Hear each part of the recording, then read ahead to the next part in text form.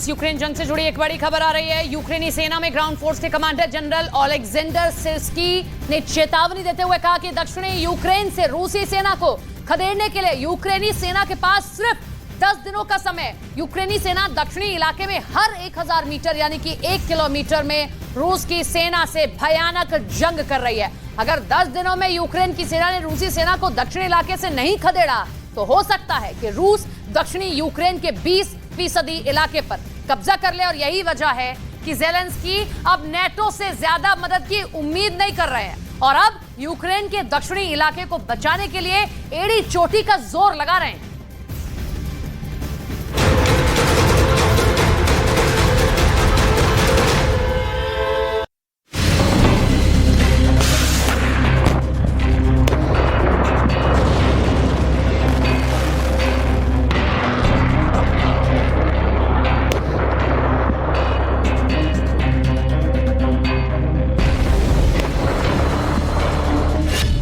दक्षिणी यूक्रेन में आखिरी युद्ध शुरू।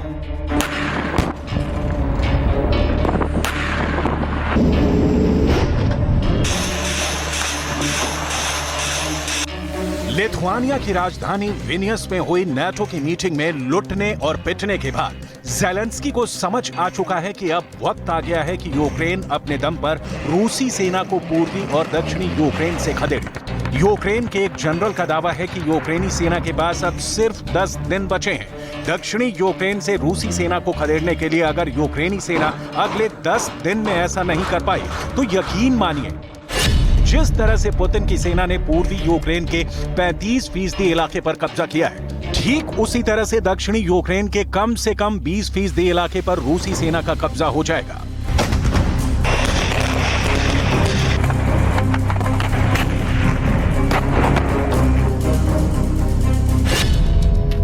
यूक्रेन के पास बचे सिर्फ 10 दिन।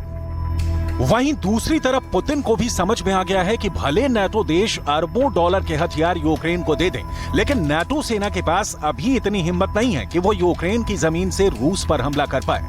यही वजह है कि जंग के 17 महीने बाद भी नाटो की सेना अभी तक बैरकों में आराम कर रही है। वहीं दूसरी तरफ पुतिन की सेना पहले बेहतर तैयारी के साथ ज्यादा सटीक और खूंखार हमले कर रही है। पुतिन और जनरलों ने युद्ध में अब ऐसे हमले शुरू कर दिए हैं कि यूक्रेनी सेना को सिर तक उठाने का मौका नहीं मिल पा रहा है। एक तरफ रूस की आर्टिलरी के भयानक हमले यूक्रेन की रक्षा पंक्तियों की धज्जियां उड़ा रहे हैं, तो वहीं रूस के टैंक और रॉकेट ब्रिगेड ने यूक्रेनी सेना के टैंकों और तोपखानों को तबाह करके रख दिया है। रूस के दावों के मुताबिक यूक्रेन का 45% तोपखाना रूस ने तबाह कर डाला है।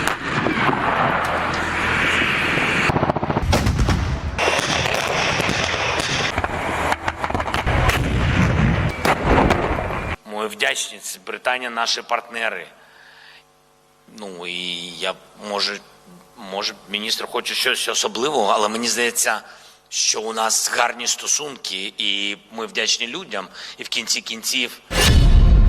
पुतिन का आदेश 24 घंटे में 300 हमले। अब हम आपको बताते हैं कि इस वक्त पूर्वी और दक्षिणी यूक्रेन में ज़ेलेंस्की के जनरल क्या रणनीति बना रहे हैं और क्यों यूक्रेन के जनरलों को कहना पड़ रहा है कि पूर्वी और दक्षिणी यूक्रेन में रूस को हर हाल में 10 दिन में हराना होगा। यूक्रेनी सेना में ग्राउंड फोर्स के कमांडर ने पूरा प्लान राष्ट्रपति ज़ेलेंस्की को समझा दिया है कि अगले 10 दिन में यूक्रेनी सेना रूसी सेना पर किस तरह से हमला करेगी।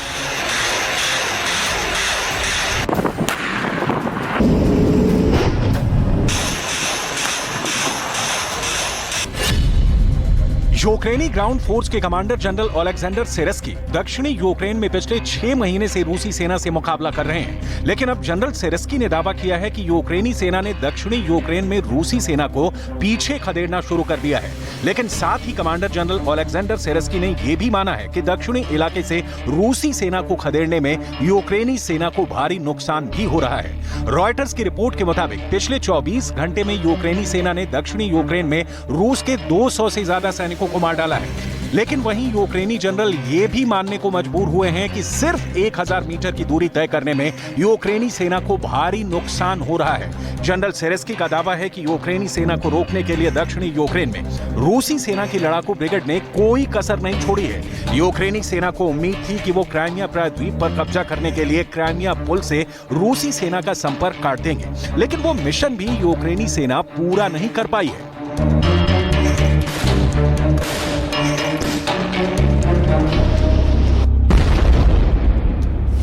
Дійсно потрібно вступити в якийсь альянс, до цивілізованого світу, щоб мати вже дійсно підтримку і серйозних партнерів. Щоб, я надіюся, що це буде остання війна в Україні. यूक्रेन के पास बचे सिर्फ 10 दिन। ऐसे हालात में भी नाटो यूक्रेन को सिर्फ कम दूरी के हथियार दे रहा है, जो यूक्रेन की जीत में सबसे बड़ा रोड़ा बन चुके हैं। नाटो ने ना तो यूक्रेन को नाटो में शामिल किया है और ना ही लंबी दूरी की मिसाइलें, घातक हथियार और F-16 जैसे घातक लड़ाकू विमान दे रहा है। अब ज़ेलेंस्की करे तो क्या करे, क्योंकि उनके सामने पुतिन जैसा एक ऐसा जिद्दी जुनूनी लीडर खड़ा है जो रूस को जिताने के लिए परमाणु युद्ध करने में जरा भी नहीं हिचकेगा।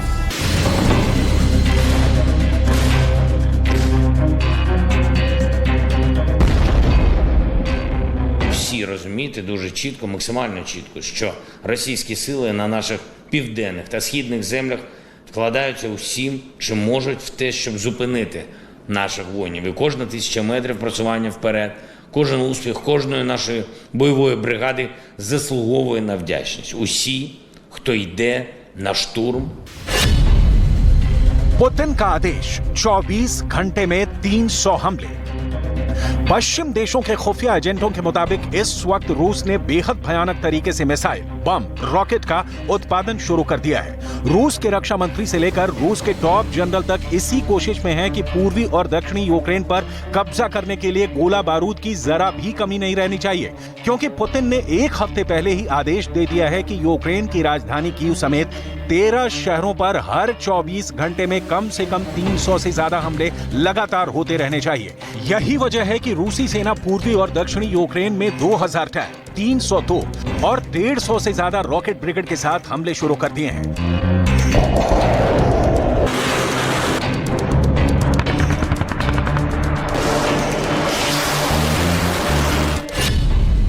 यूक्रेन के पास बचे सिर्फ 10 दिन। इस वक्त रूसी सेना के जनरलों और लीडर्स में युद्ध करने की जबरदस्त भूख जग गई है। रूस को एहसास हो चुका है कि नाटो यूक्रेन को हथियारों से ज्यादा कोई मदद नहीं कर पाएगा। इसीलिए अब रूस ने अगले 10 दिन में यूक्रेन के पूर्वी और दक्षिणी इलाके पर पूरी तरह से कब्जा करने का प्लान बना लिया है। जरा रूसी सेना के जनरलों और पुतिन के करीबी दिमित्री मेदवेदेव की ये तस्वीरें देखिए, जहां पर रूस के पूर्व राष्ट्रपति और रूस की सुरक्षा परिषद के प्रमुख दिमित्री मेदवेदेव रूसी सेना की जबरदस्त तैयारियों का मुआयना कर रहे हैं। तस्वीरों में आप साफ देख सकते हैं कि दिमित्री रूस की उस टैंक रेजिमेंट की तैयारी देख रहे हैं जो दक्षिणी यूक्रेन पर हमला करने जा रही है। दावा किया गया है कि ये तस्वीरें रूस के टॉट्स्कोय रेंज की हैं, जहां रूसी सेना बड़ा हमला करने की तैयारी कर रही है। टॉट्स्कोय रेंज वही इलाका है जहां 1954 में रूस ने परमाणु विस्फोट का अभ्यास किया था। यानी रूसी सेना परमाणु विस्फोट वाले इलाके में जबरदस्त सैन्य अभ्यास करने में जुटी है।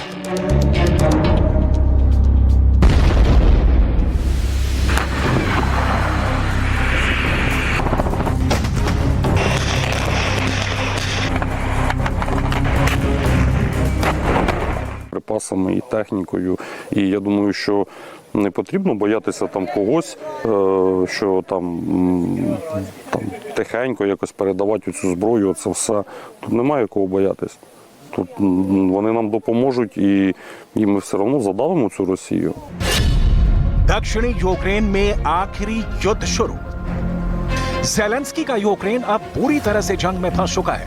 एक तरफ रूस यूक्रेन के पूर्वी, दक्षिणी और उत्तरी यूक्रेन पर हर दिन 200 से ज्यादा मिसाइल हमले कर रहा है, जबकि पिछले 24 घंटे में रूस ने एक बार फिर से बखमूद समेत कई इलाकों में यूक्रेन के काउंटर अटैक के जवाब में 2000 टैंकों के साथ हमला किया है।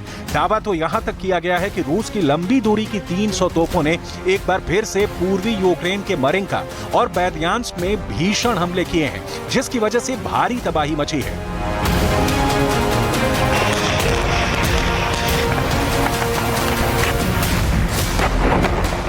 इधर राष्ट्रपति जेलेंस्की ने लगभग 17 महीने की भीषण जंग के बाद ऐलान कर दिया है कि किसी भी कीमत पर युद्ध नहीं रोकेंगे, लेकिन पुतिन ने साफ कर दिया है कि वो चुन चुन कर नाटो के टैंक तबाह कर देंगे। फिर देखते हैं यूक्रेन जंग कितने दिन टिक पाती है।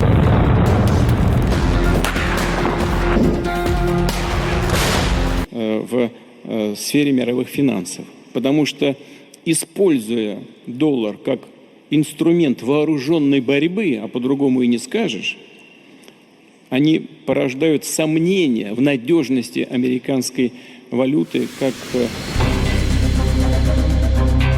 कुल मिलाकर यूक्रेन के लिए अगले 10 दिन करो या मरो वाले होने वाले हैं, क्योंकि रूस यूक्रेन के काउंटर अटैक के जवाब में अब बड़ा हमला शुरू कर चुका है। इधर यूक्रेन के पास अभी इतना भी गोला बारूद नहीं बचा है कि वो लगातार 24 घंटे रूसी सेना को मुंहतोड़ जवाब दे पाए। अब देखते हैं जेलेंस्की का यूक्रेन रूस के तूफान को कैसे रोकता है।